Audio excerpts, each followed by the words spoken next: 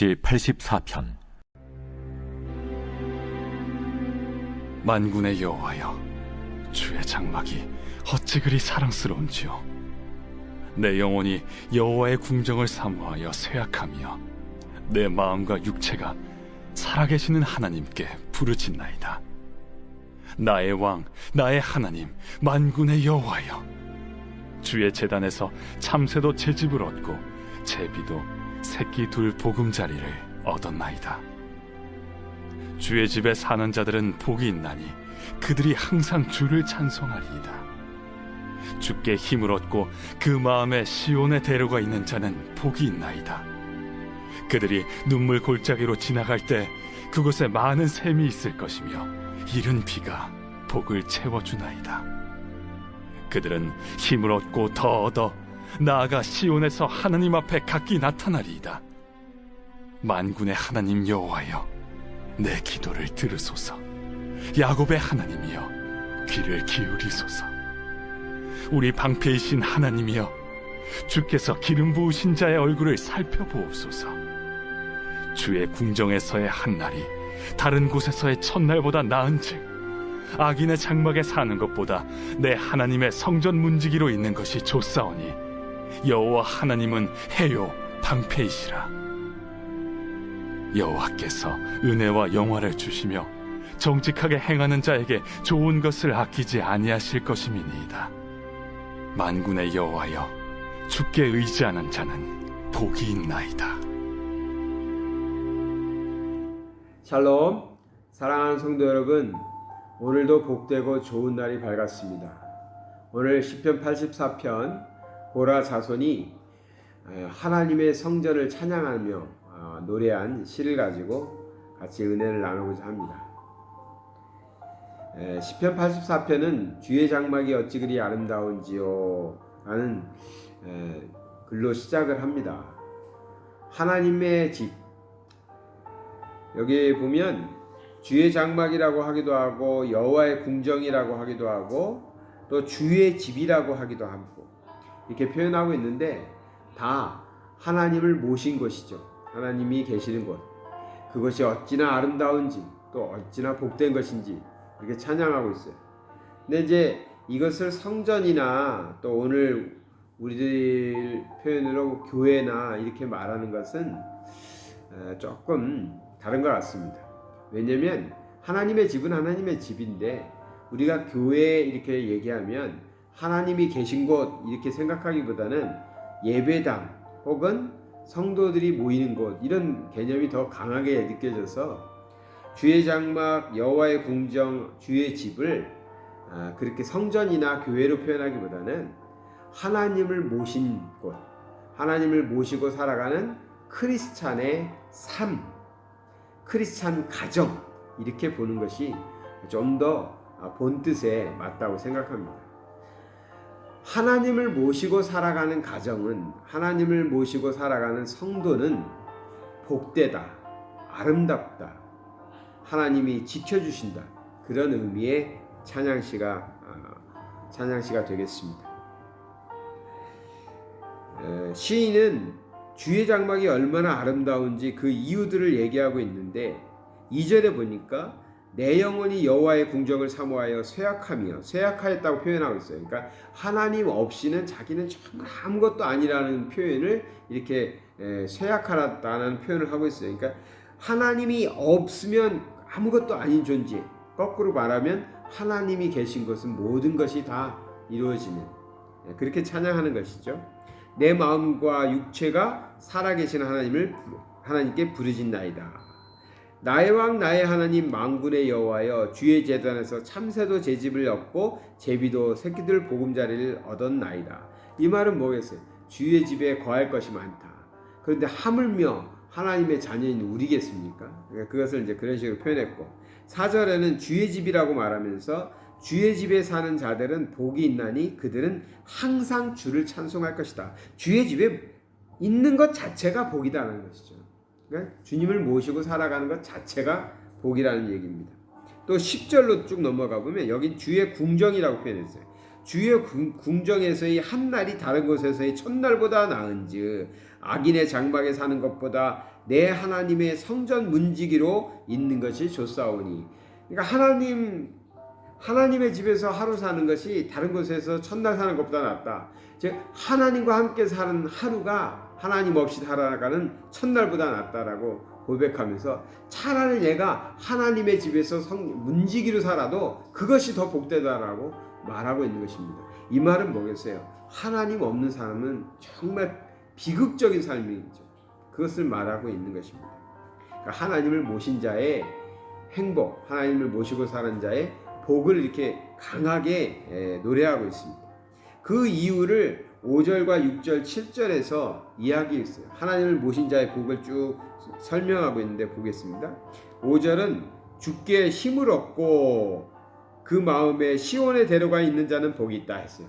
그러니까 왜 하나님을 모시면 복이 있는 거냐? 힘을 얻기 때문에 그렇습니다. 힘을 얻기 때문에.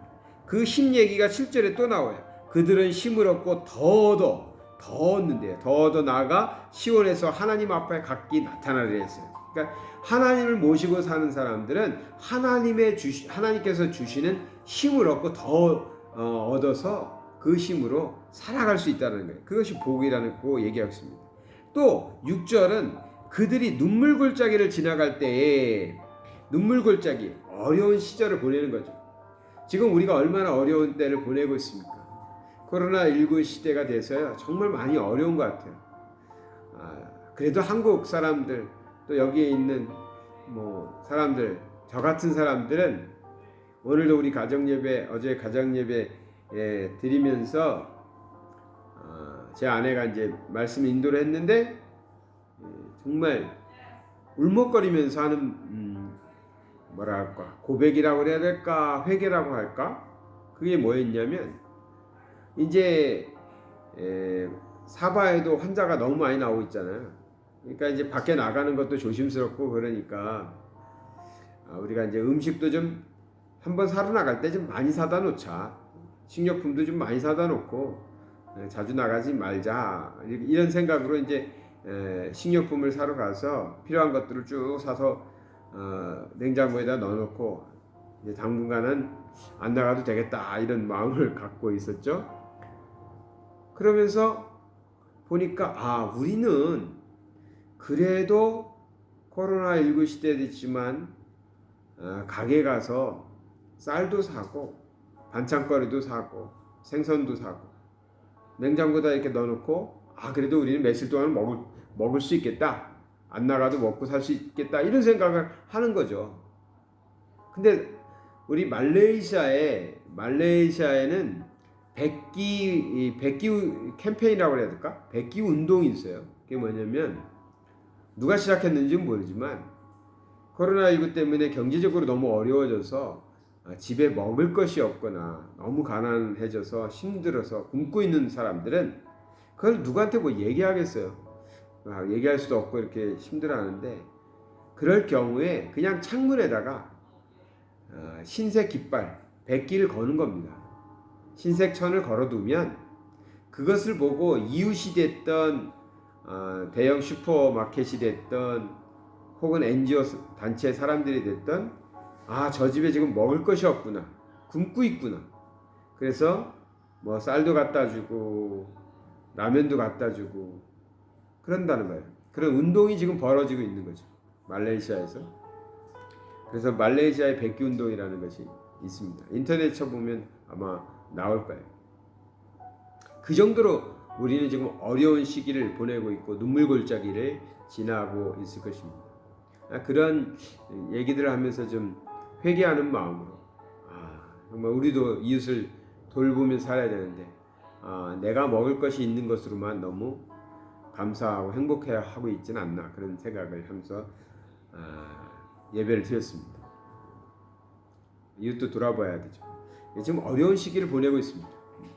누구 할 것 없이 눈물 골짜기 같은 시기를 보내고 있습니다. 그런데 하나님을 모시고 사는 사람들은 하나님의 성전에 거하는 자, 주의 장막에 거하는 자, 주의 집에 거하는 자, 주의 궁정에 있는 자, 즉 하나님을 모신 자, 하나님을 모시고 살아가는 사람, 아니, 하나님의 집에 우리가 들어가 사는 거죠.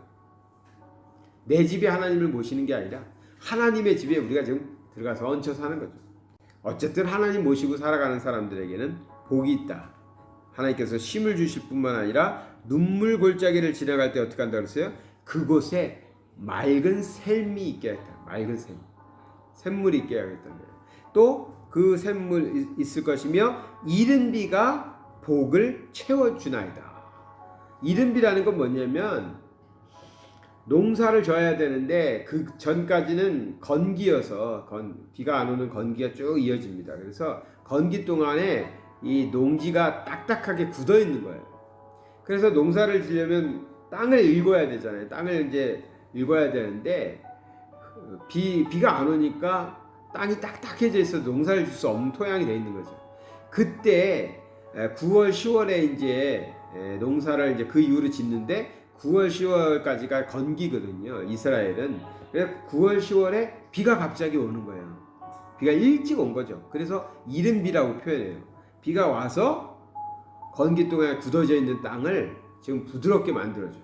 그러면 그 땅을 읽어가지고 농사를 질 수 있는 거예요. 그래 농사 짓기 위해서 미리 온 비다 한 것을 이제 이른 비라고 표현하거든요.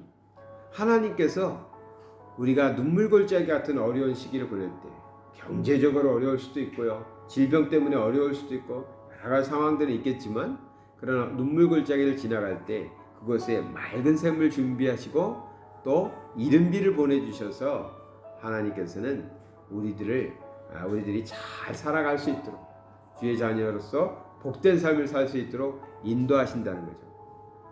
그렇게 오늘 시편 84편에서는 하나님을 찬양하고 있어요. 주의 장막이 어찌 그리 아름다운지요. 뭐 건물이 아름답다, 성전이 아름답다 이게 아니거든요. 이 말을 착각해가지고 하나님의 집은 아름다워야 되고 멋있어야 되고 아니 뭐 고급스러워야 된다고 자꾸만 예배당을 고급화시키는데 그 성경을 좀 더 바르게 살펴볼 필요가 있어요. 건물이 아니라 눈에 보이는 그런 유형적인 건물이 아니라 하나님의 집, 즉 우리를 표현하면 어떻게 하겠어요? 하나님을 모시고 살아가는 가정이 됐든 하나님을 모시고 살아가는 나의 개인적인 삶이 됐든 그것이 아름답다는 거죠.